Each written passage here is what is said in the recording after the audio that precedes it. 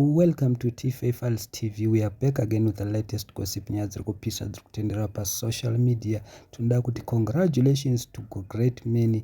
Mota yake yauya munongoziva mega maZimbabweans akaita inonzi GoFundMe mushure mekunge seweekend varamba kumutengera mota vachiti he doesn't deserve it. Even last time wheelchair vakaramba kumutengera, saka tarisai muone great man achifara. Congratulations to great man. Awa ndo babere baba makadini right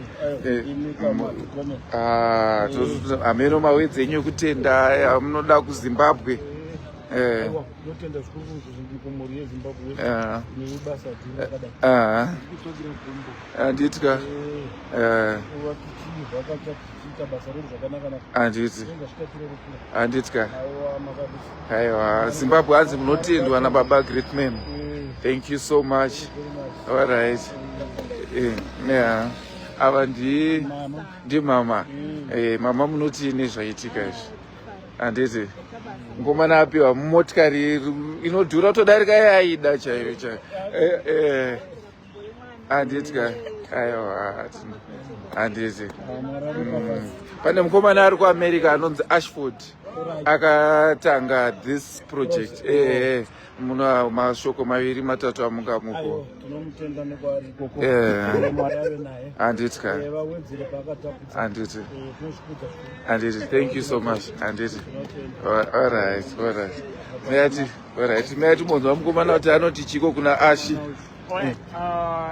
ndida kutenda Ashi the mastermind with this program here GoFund.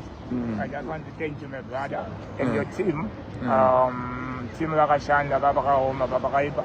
I just want to appreciate the team and Shanda na Ashi behind the scene. Ashi is in the UK, but I consult the city here at Koko that you communicate each and every time with the city. Makombacho mafungiro mbeta ngasiyana. Asitaizoyedana to sika chino chibudi. And also I just want to thank my sister chimwe changu Neosa. Ari kupi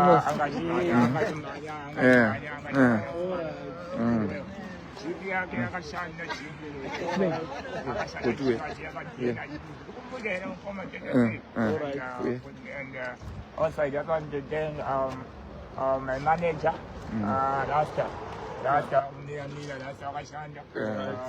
working tirelessly with and the support of my wife here. Aran also. Thank my family. As long as valuable, as I said, bank, from the session farm,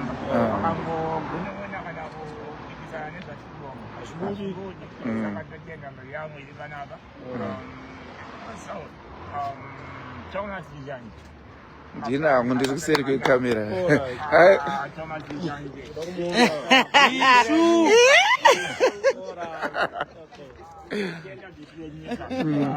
Lakasimbisa ngekarako 50 cents yakabvisa mari yeZimbabwe. It's not a joke kuedza 10,000 pa 8 days. 10,000 years. Munhu ari kwaari omwenza kuchino. Also, I just want to thank other big brands like Ring Driving School. Ring Driving School yandiradza ukama hwedu nayo wakasimba nekuti yakapindira nguva yandanzi taisiro tichapindira. Thank you so much mhuri yeZimbabwe mwava kubafadzei mwava kuite zvakanaka. Ndakamba muchindoona every day muchaiona yakapaka. Iyo ukaona isina kupaka maningi unofana kubvunza yaenda ku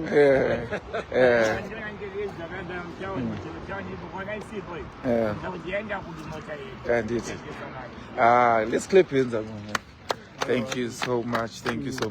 So thank you mhuri yeZimbabwe vese vakacontributa ashikwauri koko kuAmerica. Thank you so much. We appreciate you my brother. Everyone who's here, everyone who's celebrating the success. Yeah, great man. We know that ari kutotanga asati atombodi and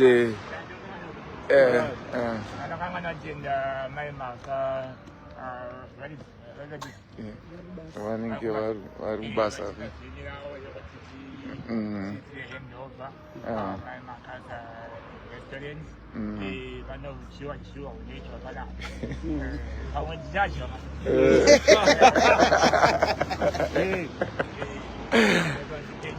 All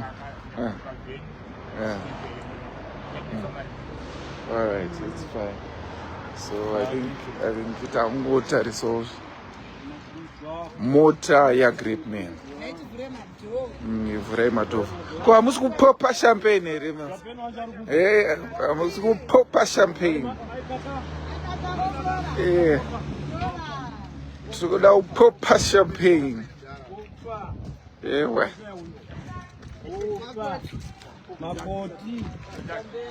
Makoti hapana zvambuta. Lambuta. Hatiseko makoti.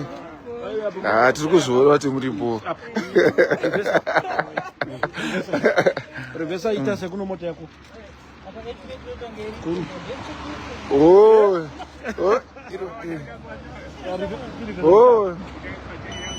Right.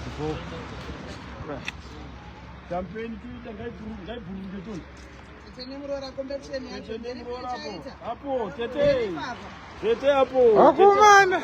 Murora shekarite. Iwe.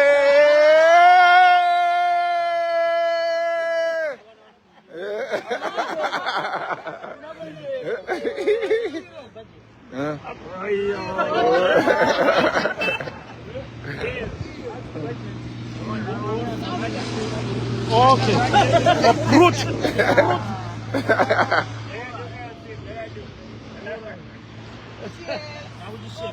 Sheka. Sheka mais. Mausheka zvokudaro.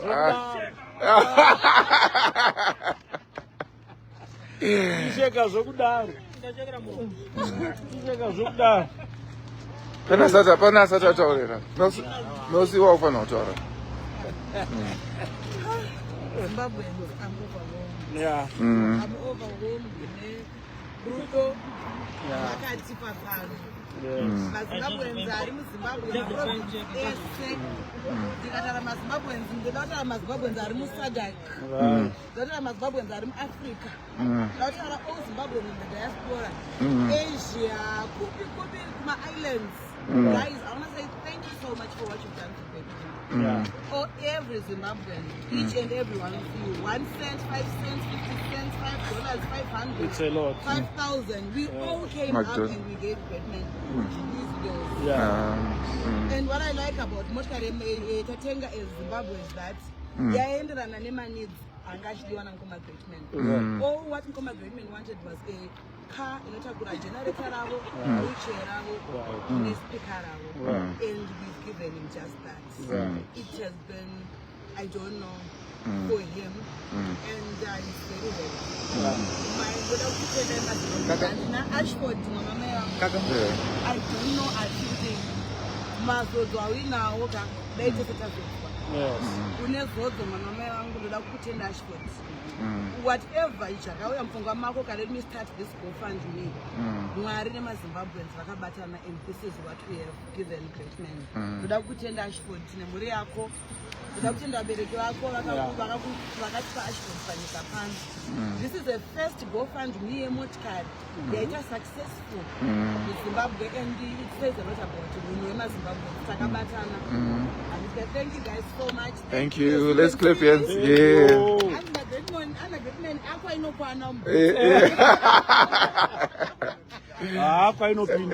Okay. Alright. I'm from Chinoy. I'm a colleague to Ashford. Okay. He called me this morning and said, no, may you kindly go to Harare and represent me. Wow. Wow. We're handing over the wow. Come as a family. Thank you so much. Thank you so much. I'm so much happy with this initiative. It shows that if we are united, we can overcome any challenge in our way. So each and every Zimbabwean make contribution towards Nkoma Greatman. And also Nkoma Greatman, motikari yamapiwa Zimbabweans. It shows Amen. And it shows that you are behind you. Amen. So whatever you do, even on social media, you must do it also responsibly, knowing that we have no Amazon.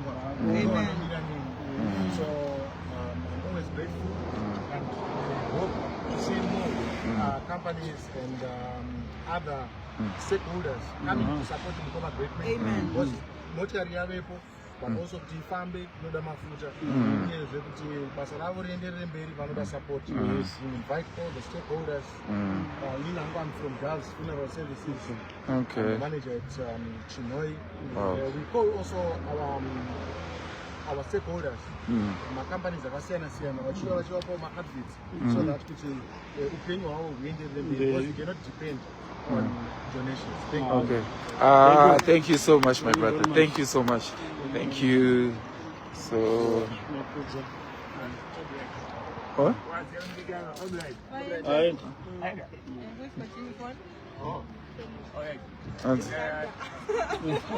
Auntie. She's coming from Uganda this way. Do you understand, Shona, my dear?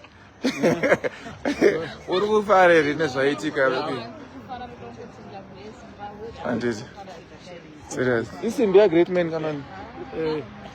Jan Mukazu. Do original. I want the fake. I'm not soon down.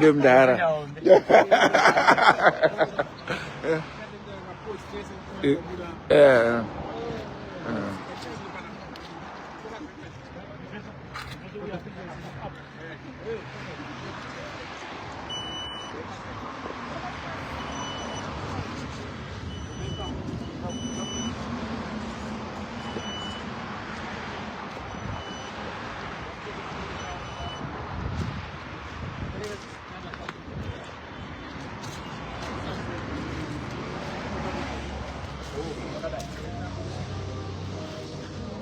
Toda niwe uri sei panapa pari sei panonzi pachi panapa.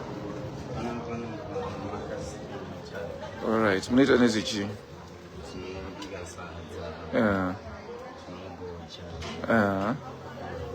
Alright, munobika sadza maschuzi enyu mune chichi?